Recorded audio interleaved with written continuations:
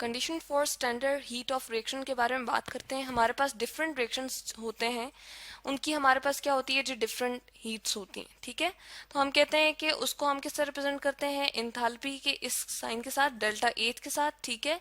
और हम कहते हैं कि हमारे पास ये जो डेल्टा एट होती है ये वेरी करती है कंडीशंस के साथ, यानी कि डिपेंड करता है हमने उसकी कैसी कंडीशंस रखी हुई हैं, ठीक है। तो डेल्टा एट जो है हमारे पास वेरी कर सकती है जैसे जैसे हम कंडीशंस उसकी जो है वो चेंज करेंगे, यानी कि हम टेम्परेचर ज़्यादा कर दें या फिर हम ऐसा करें प्रेशर चेंज कर दें, तो हमारे पास जो है वो delta H with respect to that conditions हमारे पास चेंज हो जाती हैं, ठीक है। तो अब हम यहाँ पर देखेंगे कि हमारे पास स्टैंडर्ड हीट ऑफ रिएक्शन के लिए कौन सी कंडीशन होती हैं। तो डेल्टा एच को अगर हमने कैलकुलेट करना हो, ठीक है, और किसके लिए कैलकुलेट करना हो कि हम उसके लिए चाह रहे हैं कि जो हमारे पास स्टैंडर्ड स्टेट्स के लिए हमारे पास अगर कैलकुलेशन आ जाए तो उसके लिए हमें क्या चाहिए होगा। हम इस तरह से देख सकते हैं कि पहले हम उन कंडीशंस को देख सकते हैं कि हमारे पास गैस के लिए स्टैंडर्ड स्टेट क्या हो सकती है, ठीक है। इसको हम ले आते हैं कि अगर हमारे पास गैस है तो उसके लिए हम कहते हैं कि प्रेशर हमारे पास कितना स्टैंडर्ड होना चाहिए, 1 एटमॉस्फेयर होना चाहिए, ठीक है। और इसके अलावा अगर हम किसी एलिमेंट और कंपाउंड की बात करते हैं तो वो कब स्टेबल होगा, जब हमारे पास क्या होगा जी 25 डिग्री सी टेम्परेचर होगा, यानी कि 298 केल्विन। ये हमारे पास एक स्टैंडर्ड या हम रेफरेंस एक कह सकते हैं कि हमारे पास जो है टेम्परेचर है, और इसी से हम कहते हैं कि इसके ऊपर हमारे पास कोई भी एलिमेंट और कंपाउंड जो है वो अपनी स्टैंडर्ड कंडीशन के ऊपर होता है, ठीक है, या एक स्टेबल फॉर्म में होता है, ठीक है। जब हम एक्वस सोल्यूशन की बात करते हैं तो उसमें हम कहते हैं कि हमारे पास किसी भी सब्सटेंस का अगर एक्वस सोल्यूशन बना हुआ है तो उसकी हम क्या लेते हैं जो उसकी कंसंट्रेशन हम जो स्टैंडर्ड ले लेते हैं वो 1 मोल पर डीएम क्यूब लेते हैं, ठीक है। और उसको हम इस तरह से भी रिप्रेजेंट करते हैं 1 m, कैपिटल M लिखते हैं, ठीक है। तो ये हमारे पास स्टैंडर्ड कंडीशंस हैं किसी भी हीट ऑफ रिएक्शन के लिए। जब हम ले रहे होते हैं तो उसके लिए ये हमारे पास मेंशन करना ज़रूरी होती है, यानी कि हमारे पास एटमॉस्फेरिक प्रेशर 1 एटमॉस्फेरिक होना चाहिए इस तरह से, हमारे पास टेम्परेचर 25 डिग्री से यानी कि 298 केल्विन होना चाहिए, और अगर वो हमारे पास सोल्यूशन है तो हमारे पास उसका क्या होना चाहिए जी 1 मोलर सोल्यूशन होना चाहिए, ठीक है। तो ये हमारे पास क्या है जी कंडीशन है किसी भी स्टैंडर्ड हीट ऑफ रिएक्शन के लिए, यानी कि हमने प्रेशर की बात कर ली, हमारे पास 1 एटमॉस्फेयर होना चाहिए, इस तरह से हमने यहाँ भी देखा। टेम्परेचर की हमने बात कर ली और concentration of aqueous solution of any substance की हमने यहाँ पर बात कर ली।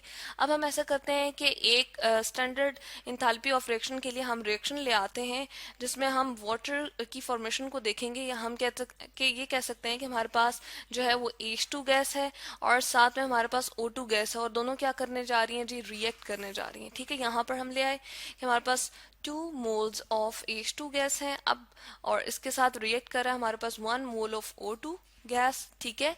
और ये क्या बना रहा है 2 moles of H2O liquid state.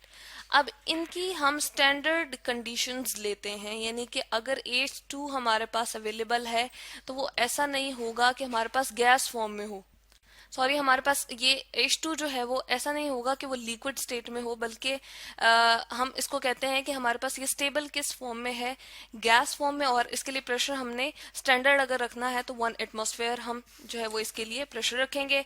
इसी तरह से ऑक्सीजन का भी मामला है, ना तो ये सॉलिड स्टेट में स्टेबल होगा ना ही हमारे पास ये लिक्विड स्टेट में, बल्कि ऑक्सीजन गैस अगर अवेलेबल है तो इसकी स्टैंडर्ड स्टेट जो है वो इसकी गैस स्टेट है, और प्रेशर अगेन हम 1 एटमॉस्फेयर लेंगे।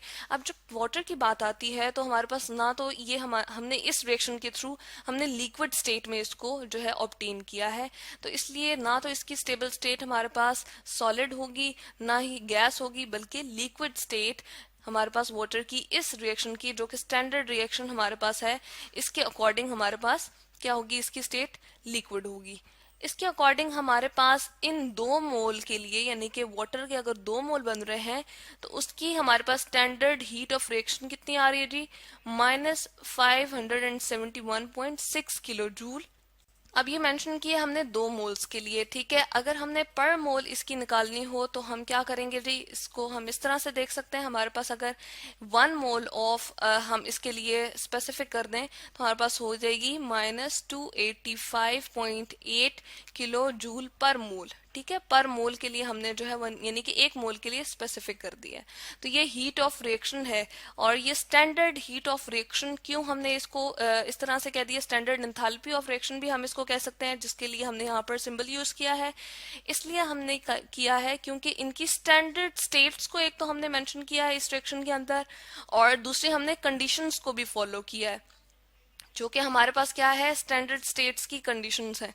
ठीक है, तो वो हमारे पास गैस के लिए 1 एटमॉस्फेयर, जिस तरह हमने बताया था, अगर हमारे पास एलिमेंट या कंपाउंड है तो उसके लिए 25 डिग्री सी भी हमने मेंशन कर दिया था।